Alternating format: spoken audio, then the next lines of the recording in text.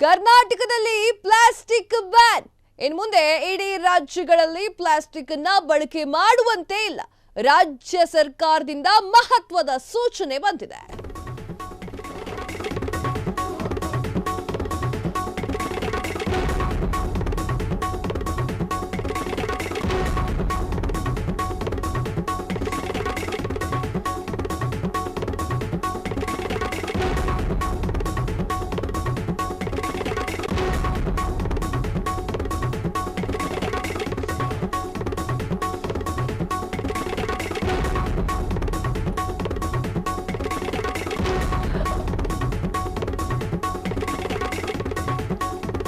ರಾಜ್ಯ ಸರ್ಕಾರದಿಂದ ಮಹತ್ವದ ಸೂಚನೆ ಬಂದಿದೆ. ಇನ್ನು ಮುಂದೆ ಎಲ್ಲೇ ಹೋದ್ರೂ ಕೂಡ ಪ್ಲಾಸ್ಟಿಕ್ ಸಿಗೋದು ಇಲ್ಲ, ಬಳಕೆ ಮಾಡಲೂಬಾರದು. ಯಾಕಾಗಿ ಹೀಗಾಯ್ತು? ಯಾವ ಒಂದು ಪರ್ಟಿಕ್ಯುಲರ್ ರೀಸನ್ಗೋಸ್ಕರ ಈ ತರ ಆಗ್ತಾ ಇದೆ? ಎಸ್, ಇದ್ರ ಬಗ್ಗೆ ಕಂಪ್ಲೀಟ್ ಆದ ಡೀಟೇಲ್ಸ್ ಅನ್ನ ಕೊಡ್ತೀವಿ. ಇನ್ನು ಮುಂದೆ ಕರ್ನಾಟಕದಲ್ಲಿ ಪ್ಲಾಸ್ಟಿಕ್ ಬ್ಯಾನ್ ಬ್ಯಾನ್ ಬ್ಯಾನ್. ಯಾವುದೇ ಕಾರಣಕ್ಕೂ ಪ್ಲಾಸ್ಟಿಕ್ ಅನ್ನ ಯೂಸ್ ಮಾಡೋ ತರಾನೇ ಇಲ್ಲ. ಯೂಸ್ ಮಾಡಿದ್ರೆ ಏನಾಗುತ್ತೆ? ಕರ್ನಾಟಕದಲ್ಲಿ ಪ್ಲಾಸ್ಟಿಕ್ ಬ್ಯಾನ್ ಆಗಿದೆ, ಆಯ್ತಾ? ಈ ಕವರ್ಗಳೆಲ್ಲ ಬ್ಯಾನ್ ಆಗಿದೆ. ಆದ್ರೂ ಕೂಡ ಅಲ್ಲಲ್ಲಿ ಬಳಕೆಯನ್ನ ಮಾಡ್ತಾ ಇದ್ದಾರೆ. ಆದರೆ ಇನ್ನು ಮುಂದೆ ಇದಕ್ಕೂ ಕೂಡ ಮಹತ್ವದ ಒಂದು ನಿಯಮ ಬಂದಿದೆ. ಪ್ಲಾಸ್ಟಿಕ್ ಅನ್ನ ಯೂಸ್ ಮಾಡೋ ಹಾಗೆ ಇಲ್ಲ. ಹಾಗಾದ್ರೆ ಏನು ಯೂಸ್ ಮಾಡಬೇಕು? ಪ್ಲಾಸ್ಟಿಕ್ ಯಾಕೆ ಯೂಸ್ ಮಾಡೋ ಹಾಗಿಲ್ಲ? ಎಸ್, ರಾಜ್ಯದ ಹೋಟೆಲ್ಗಳಲ್ಲಿ ಪ್ಲಾಸ್ಟಿಕ್ ಬ್ಯಾನ್. ಅಡುಗೆ ತಯಾರಿ ಪಾರ್ಸೆಲ್ಗೆ ಪ್ಲಾಸ್ಟಿಕ್ ಅನ್ನ ಬಳಕೆ ಮಾಡುವಂತೆ ಇಲ್ಲ. ಇಡ್ಲಿ ಬೇಯಿಸೋಕು ಪ್ಲಾಸ್ಟಿಕ್ ಹಾಳೆಯನ್ನ ಬಳಕೆ ಮಾಡಲಾಗ್ತಾ ಇತ್ತು.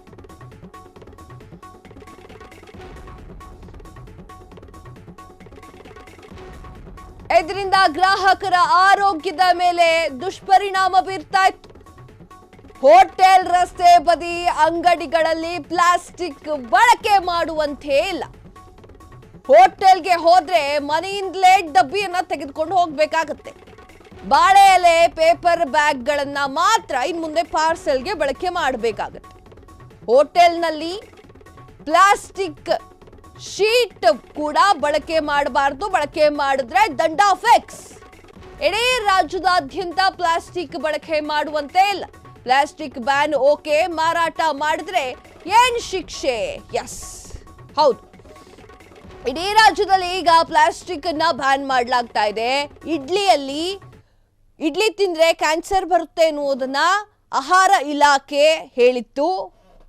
ಆ ಒಂದು ಕಾರಣಕ್ಕಾಗಿ ಈಗ ಪ್ಲಾಸ್ಟಿಕ್ ಏನಿದೆ, ಆ ಪ್ಲಾಸ್ಟಿಕ್ ಅನ್ನ ಬಳಕೆ ಮಾಡುವಂತೆ ಇಲ್ಲ. ಹಂಗಾದ್ರೆ ಪ್ಲಾಸ್ಟಿಕ್ ಬಗ್ಗೆ ಬದಲು ಏನ್ ತಗೊಂಡೋಗ್ಬೇಕು? ನಿಮ್ ಡಬ್ಬಿ ತಗೊಂಡೋಗಿ. ಊಟ ತಿಂತೀರಾ ಅಲ್ವಾ, ಡಬ್ಬಿ ತಗೊಂಡೋಗಿ. ಅಥವಾ ಪ್ಲಾಸ್ಟಿಕ್ ಯೂಸ್ ಮಾಡಬಾರ್ದು, ಅದನ್ನೊಂದು ತಿಳ್ಕೊಳ್ಳಿ.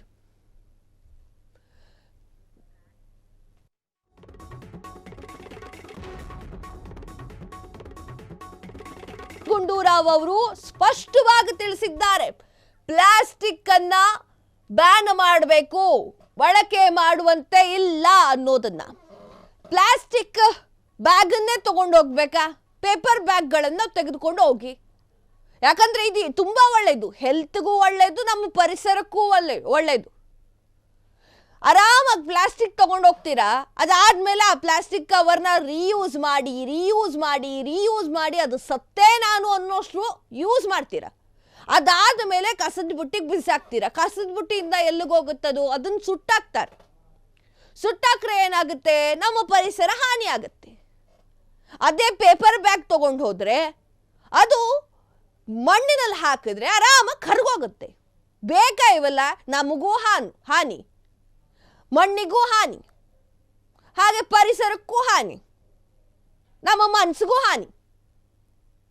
ಕ್ಯಾನ್ಸರ್ ರೋಗದಿಂದ ಮುಕ್ತಿ ಪಡೆಯೋದಕ್ಕೆ ಮೊದಲು ಈ ಪ್ಲಾಸ್ಟಿಕ್ ಬಳಕೆ ಮಾಡೋದನ್ನ ನಿಲ್ಲಿಸಿ ಅನ್ನೋದು ಇವತ್ತಿನ ವಿಚಾರ. ದಿನೇಶ್ ಗುಂಡೂರಾವ್ ಅವರು ಕೂಡ ಸ್ಪಷ್ಟವಾಗಿ ಹೇಳಿಬಿಟ್ಟಿದ್ದಾರೆ, ಬ್ಯಾನ್ ಅಂದ್ರೆ ಬ್ಯಾನ್, ಪ್ಲಾಸ್ಟಿಕ್ ಬ್ಯಾನ್ ಮಾಡಬೇಕು, ಬಳಕೆ ಮಾಡುವಂತಿಲ್ಲ ಅಂದಮೇಲೆ ಬಳಕೆ ಮಾಡುವಂತಿಲ್ಲ. ನಾನು ಹಾಲು ಪ್ಯಾಕೆಟಿಗೆ ತಗೊಂಡೋಗಿದ್ದೆ, ನಾನು ಅಡುಗೆ ತಗೊಂಡೋಗಿದ್ದೆ, ನಾನು ತರಕಾರಿ ಬ್ಯಾನ್ ಅಂದ್ರೆ ಬ್ಯಾನೆ, ಬಳಕೆ ಮಾಡಬಾರ್ದು ಅಂದ್ರೆ ಬಳಕೆ ಮಾಡಿ ಕೂಡ್ದು.